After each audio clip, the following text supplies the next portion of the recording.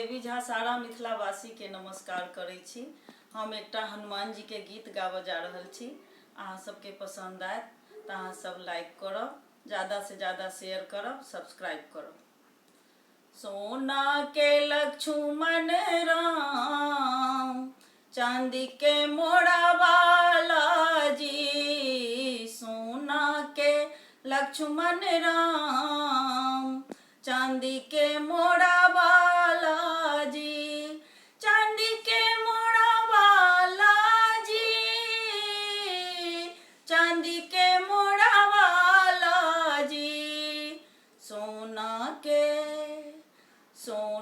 के लक्ष्मण राम, चांदी के मोड़ा वाला जी। सोना के लक्ष्मण राम, चांदी के मोड़ा वाला जी।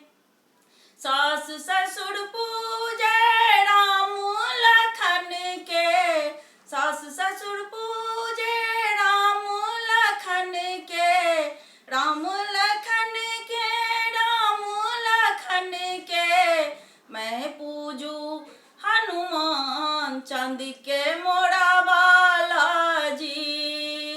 मैं पूजू हनुमान, चांदी के मोड़ा वाला जी।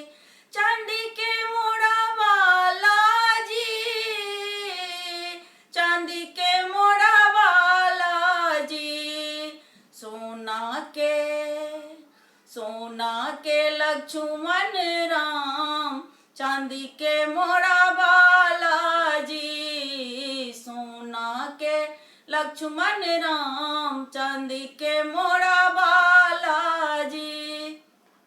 जेठ जेठानी पूजे राम लखन के, जेठ जेठानी पूजे राम लखन के, राम लखन के, राम लखन के।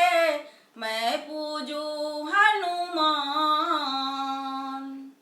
मैं पूजू हनुमान, चांदी के मोड़ा वाला जी। सोना के लक्ष्मण राम, चांदी के मोड़ा वाला जी। ननद नंदोई पूजे राम लखन के, ननद नंदोई पूजे राम लखन के, राम लखन के, राम लखन के। मैं पूजू हनुमान, मैं पूजू हनुमान, चांदी के मोड़ा वाला जी। मैं पूजू हनुमान, चांदी के मोड़ा वाला जी। सोना के लक्ष्मण राम, चांदी के मोड़ा वाला जी। चांदी के मोड़ा वाला जी, चांदी के मोड़ा वाला जी। सोना के लक्ष्मण राम, चांदी के मोड़ा वाला जी। सोना के लक्ष्मण राम, चांदी के मोड़ा वाला